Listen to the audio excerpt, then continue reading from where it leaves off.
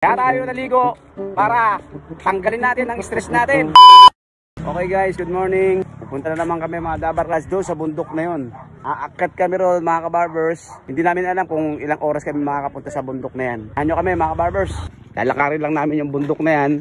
At may kita nyo tong karagatan. Hindi namin alam kung ilang oras kami na makakarating doon sa tuktok ng bundok na yan.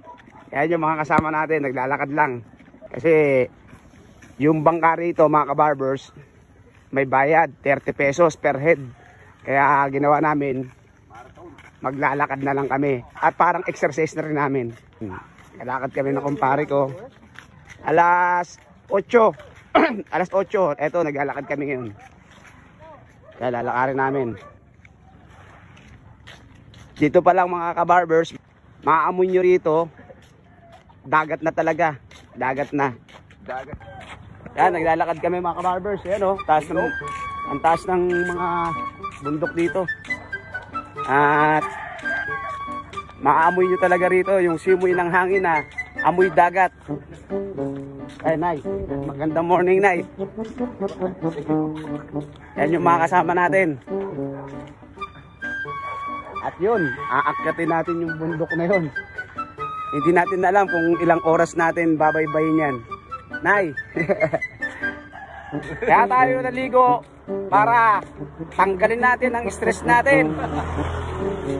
Di ba rin maubos ang pera? Basta na-relax natin sarili natin at yung kamay natin para mas lalo pang ma-relax. Ito nyo mga kabarbers, pababa. Pababa na to. Pre, okay ka lang? Tony, dito ka Tony. Saan? Nga pala dyan sa magina ko. Ayan yung pamangking kong barbero na lagi mong kasama sa barbershop. Jenton Capote. Chay, wala naman tayo. Kasunod sama ka na sa swimming. Kano mag-aaral sa na ito. Huwag lang sa malayo. O, ito nga pala yung batang hindi lumaki. Batang hindi lumalaki. Itsura pa lang na ito mga kabarbers. Itsura pa lang na ito. Kala nyo matanda na pero bata pa to. Mga kabarbers, andito tayo sa dagat ngayon.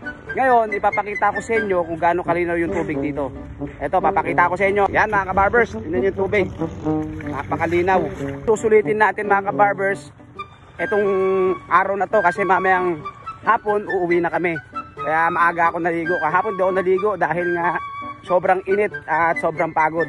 Ngayon, time natin, alas 8:30 na, bali 10 minutes na kami naglalakad dito sa dagat.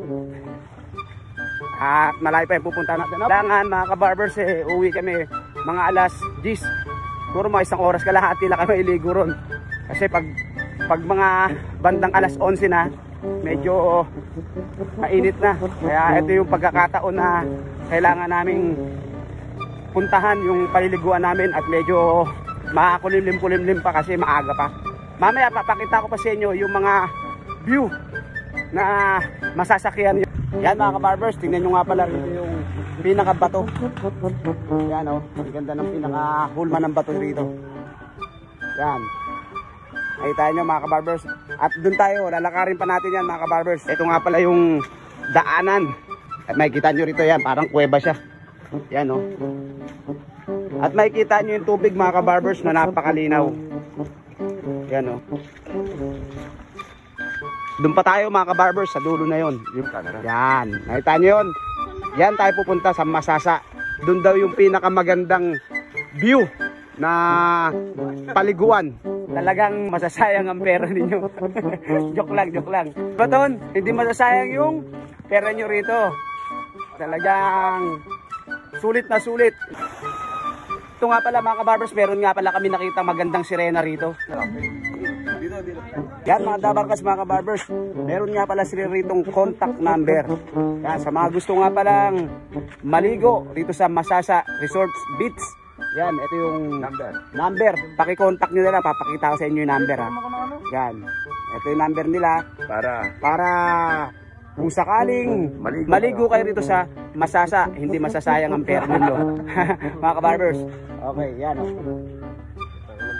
Yan. Bali meron sila mga cottage dito. Yun nga lang, medyo mahal dito yung cottage.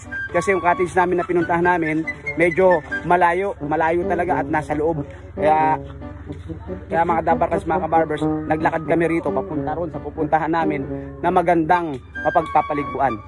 Mga kabarbers, andito na tayo. At eto na yung pinuntahan natin mga kabarbers na magandang pagpaliguan daw. Mga dabarkas, mga kabarbers, yun nga pala yung pinuntahan natin. Doon tayo galing. At ngayon, inikot natin yan. Naglakad tayo pa ganyan. Hanggang parating tayo rito. Andito na tayo ngayon. Yan mga kabarbers, hindi natin alam. Kasi nagsimula kami maglakad 8:30, nakarating kami rito 9:05. Bali ibig sabihin, naglakad kami ng kalahating oras. Kaya ito na, andito na tayo. Nakakapagod pero okay na to dahil unang-una na-exercise ka na. Yan, ito sila. Yan, medyo talaga maganda nga rito. At ito yung tubig dito. Medyo mabato pero napakalino ng tubig. Doon tayo pupunta. Yan mga kabarbers. Yan, mahangin dito.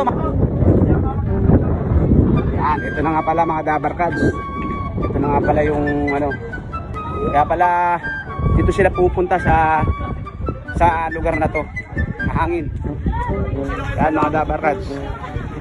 Mga dabarkads, bali nga pala uuwi na nga kami at maggugupit na ulit. Maraming salamat kay Ate Jessie. Thank you very much, Nag-enjoy kami, Nag-enjoy. Bali, ito nga pala yung may-ari ng resort na cottage pinag-arkilahan namin. Thank you, Thank you, Mag-enjoy po kami.